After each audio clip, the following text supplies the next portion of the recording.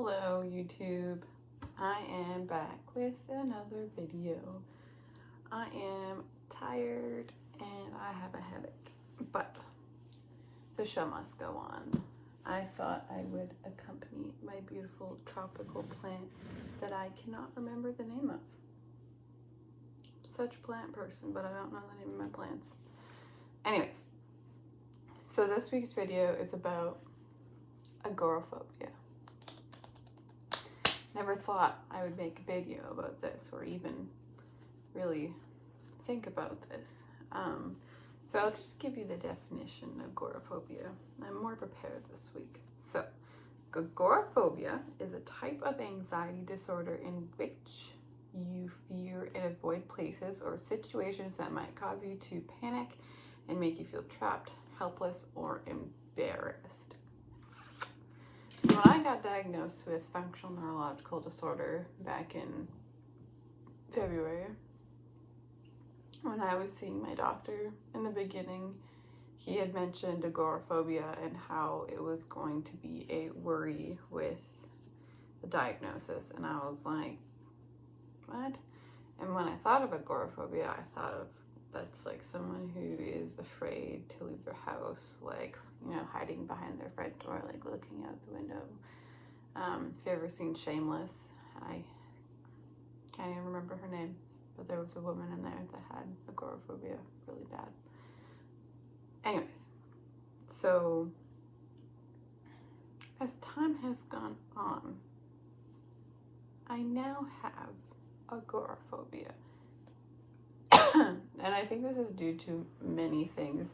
And it's not like your normal agoraphobia, kind of, not really. Because my panic attacks aren't like your typical panic attacks. They're actually non-epileptic seizures that are horrifyingly embarrassing and just scary to have in public. Because if you have one, you lose function of your body, and you need another person to help you move and get out.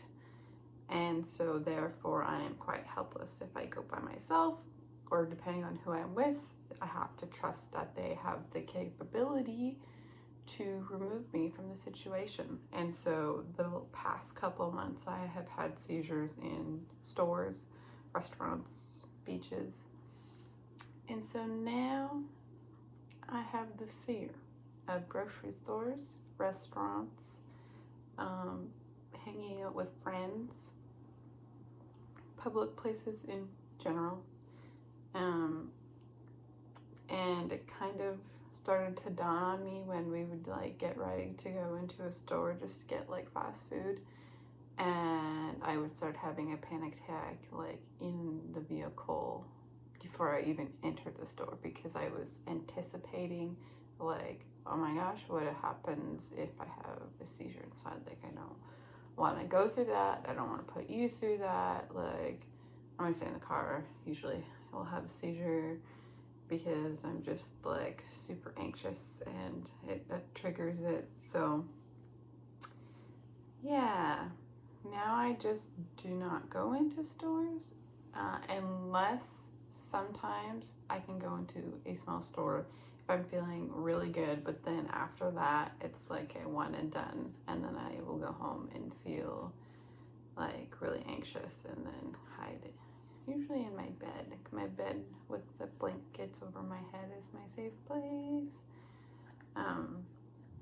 Yeah, so this is like kind of an intense thing for me. I didn't realize that this feeling would happen, and I thought that it was kind of just a short-term thing, but because this diagnosis is long-term, I think the fear of having seizures in public is going to continue.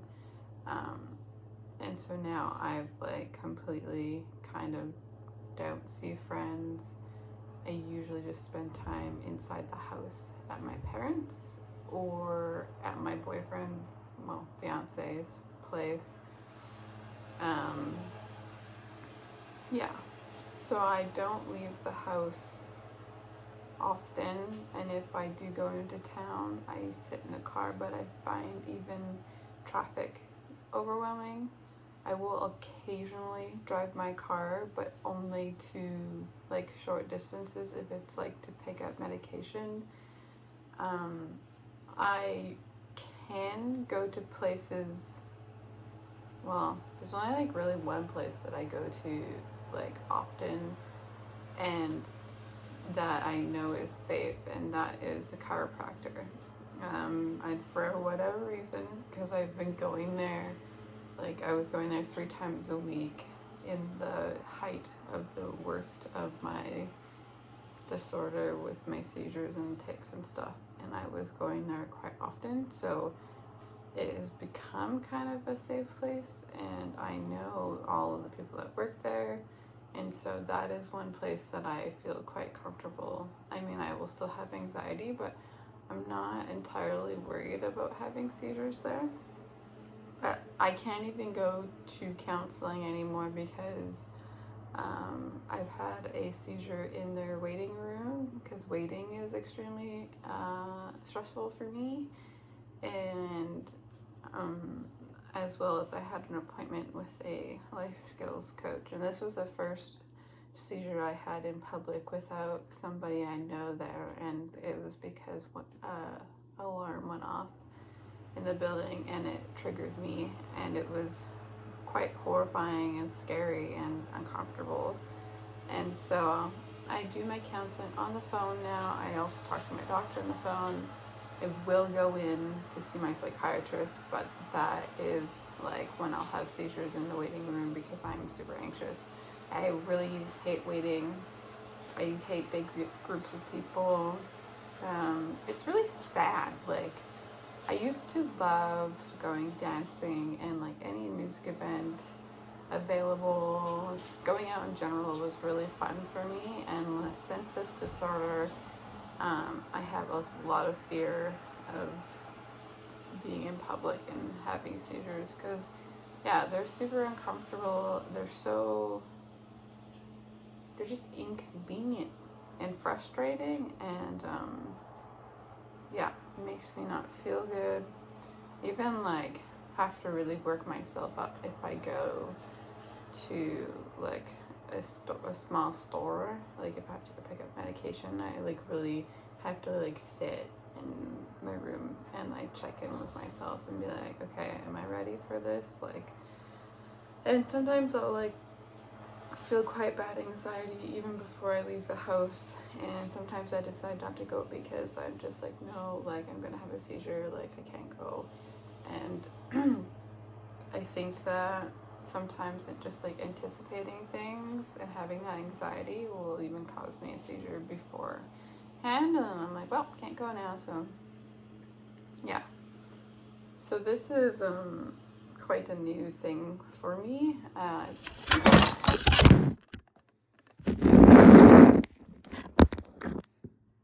Whoa, I almost broke my iPad there. That was super intense. Okay, we changed because, my goodness, did I crack the screen? No, I didn't. We're good. We're good. We're good. We're good. I'm sorry for change of scenery. Yeah, this is a really new thing for me, so I've talked, my doctor has like nothing to say about it, so.